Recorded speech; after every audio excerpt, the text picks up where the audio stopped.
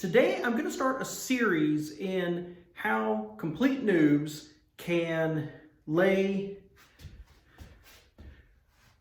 luxury vinyl plank. All right, I'm going to divide this video up into two different sections. I'll put a timestamp for the second one down below. But the first part I'm going to tell who we are, and then the second one I'll actually give you the tools you need to actually make this happen. One of the big surprises is we thought this was going to be so easy. You watch those HGTV renovation shows and it looks like you just click these things together, and it's not. And we've ended up buying a lot of stuff that we never foresaw. But the first thing is that I'm not a contractor. I'm not a handyman. My wife isn't either. We have very little knowledge about doing things around the house. I have an engineering degree, but I work in real estate. My wife has a master's in chemistry, and she works in the teaching technology fields. And we had all the floors downstairs done about 10 years ago. And there was a small section we left, and we decided we could do that ourselves. And so us and the family did it, and my two stepchildren, their father and grandfather were both tile guys and flooring guys. So it seemed so easy. So when we decided we were going to rip all the carpet up here, and we were going to lay a floor, we got a price to do the whole house, and it was eye-watering how expensive it was. And we decided we could do the upstairs ourselves. Now, this is a floating product. It is like this really would apply to engineered hardwoods as well, but we did decide to go with a luxury vinyl plank. It's more water resistant. The kids are getting out, but we still have dogs and spills happen. So the surprise was we really thought this would go super, super fast and be very, very easy. And it's not. In any way, shape, or form, it is not. And there's been a huge, huge learning curve. So let me kind of show you, because I think this is kind of funny. All right, so forgive the mess because we are in the process of doing this. Ignore that stuff and ignore some of our less good areas. But, this was the first room we did. And we actually started at that wall over there and then worked our way out and down the hallway. Now, it's interesting because it's kind of funny. You can actually see we learned as we went. There's a gap right here we didn't get closed, and I was pretty proud of this cut, but then I didn't get the gaps closed properly. So it's been such a learning experience, and about right here, I feel like it kind of clicked for us, and we finally figured it out what needed to be done. So this series is going to be, number one, the tools you need, and I'll kind of rank those. And number two is we'll do some on how to do it. I'm not perfect. Some of my cuts aren't great, but we got around here. Now, when we get to the stairs and downstairs, I think we're going to hire somebody. Ignore all this junk, guys. This is all cleaned out of that room right there. But with this room, honestly, it didn't take that much time at all. So some of the tools you need, really simple. Some of them are obvious and some of them are not. We really thought this is the product we're using. It's called Life Proof. You flip it over. So we didn't need a vapor barrier like we're putting down right here. We chose to do it. Our subfloors are so bad. Instead of ripping all the subfloors up and trying to redo them, we're putting down a vapor barrier, trying to help level out and making the install a little bit easier. That helped a little bit. Knee pads. Invest in knee pads and invest in good knee pads. I just bought that this weekend, something you can kneel on. That's been really, really helpful. A tape measure would be good. We actually have 1, 2, and I think we've got a third one up here somewhere. My wife actually has a metric one, and I think we've got 2 other ones up here. Big ones. Rubber mallet, and what I call a beaten bar. It's called a tapping block. This lip right here actually fits right like that, and then you bang it, and that's how you kind of close up all those joints there, and then also you hit it long ways to close up those joints. This is one of the bigger things. I thought this stuff just snapped together like Legos. I end up beating on it pretty hard to actually get it in place. Now you want a good razor blade, all right? We thought from a lot of the videos we watched that every time we needed to do a cut like around a door, we would just take a razor blade and go, it is so difficult. It's so much harder than it looks in other videos. So a couple of things that we use are, number one is a Dremel tool with a circular saw blade on it.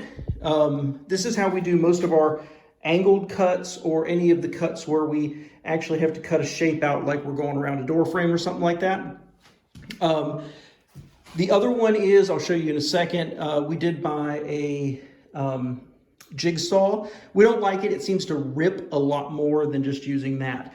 This table right here has been a back saver.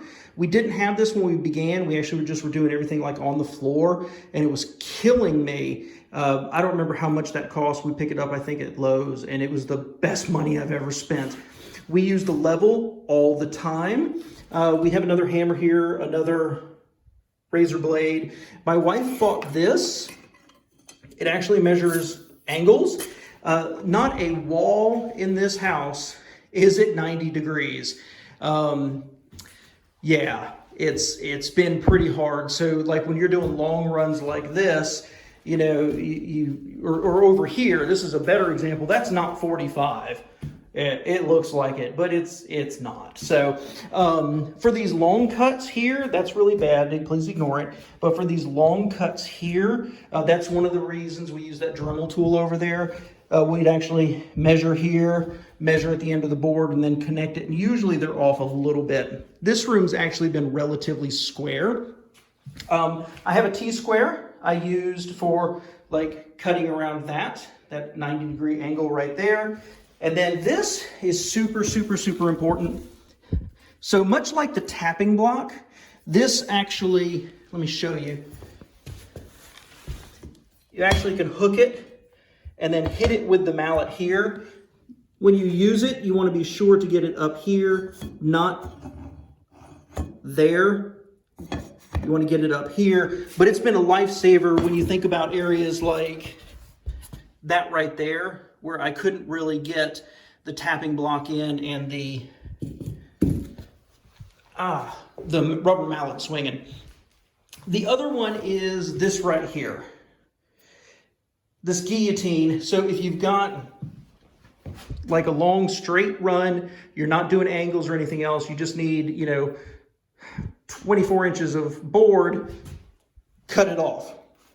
We bought this at, I believe, Lowe's. It is made in the USA. There was one I was really interested in on Amazon. It was called the Mantis, where this cutting head was actually up and hanging out. So you can actually lay a board long ways and do long cuts on it.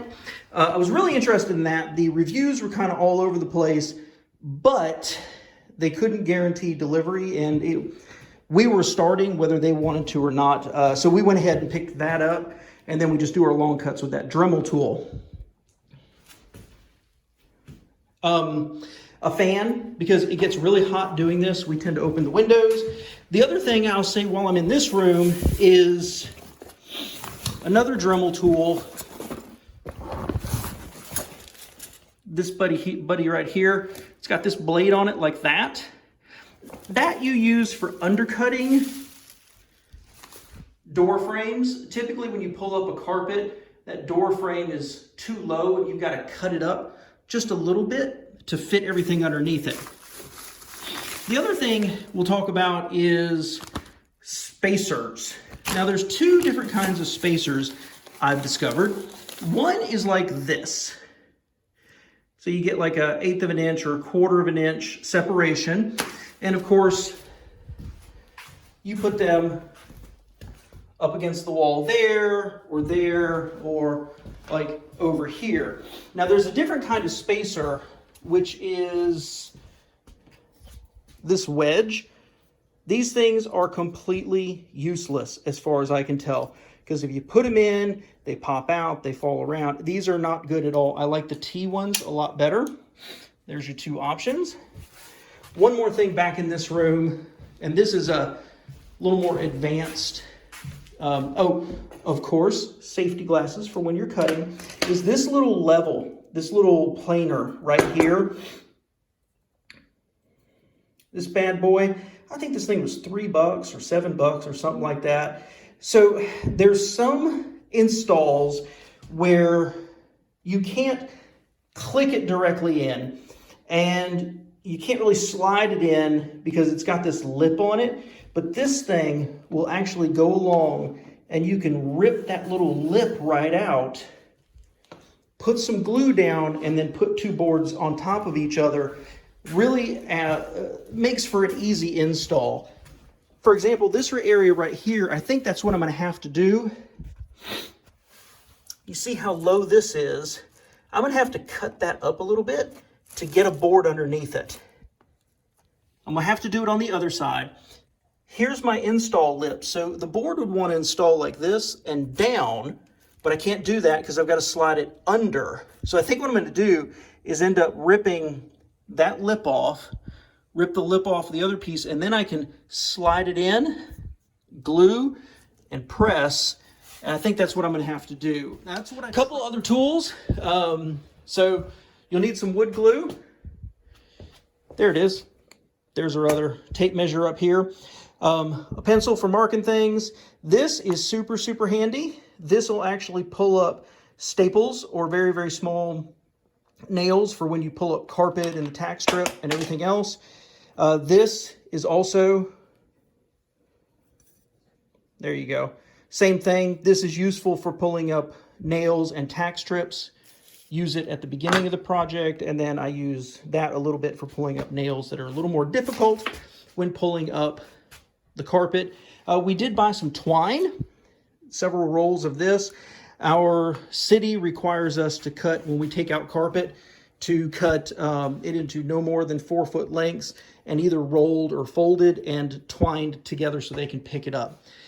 The other things we've purchased, in addition to just this cheap moisture barrier we were using, like I said, we ended up with a jigsaw, and we ended up, this is the best one, with a Ryobi brad nailer. Now, everything uses the same battery, so it's easy, but when you install quarter round, this thing fires those little brads into it. Most of these things are air compressed, and we didn't want an air compressor and all that other stuff. This is awesome. This is really good, and certainly for the light duty that we're doing, this is worth every penny. And then we did have this, our cut saw. We don't really use it for the floor, but we use that for installing the quarter round to get those angled cuts there at the end. But doing quarter round, that's a whole video in and of itself. So again, guys, I'm asking you, be patient and be nice. We do end up with areas like that because we're learning as we go, but we've learned so much just coming down around the hall, and I want to share that with you. I want to pay it forward. All the videos we've done that we've watched that have taught us little tips and tricks, I want to share that with you. But the point of this video is there's so much we did not have when we started. Literally, we bought that, we had a razor blade and a tape measure, and we thought we were going to be good. And we've bought everything else. I mean, obviously we had the floors, right? We bought everything else out of necessity to install this efficiently. So I hope this helps. Look for video 2. Once I'll show you probably doing this section of floor right here, the easy section, and then I'll add some other ones in about like tearing up carpet and then doing some of those cuts around either angles or under doors and things like that. So please, if you like this, give me a thumbs up. Please like the video. Please leave a positive comment. And if you've got an idea for something you need to see, let me know. I can't guarantee I know the answer because, like I said, we're learning as we go. Thanks.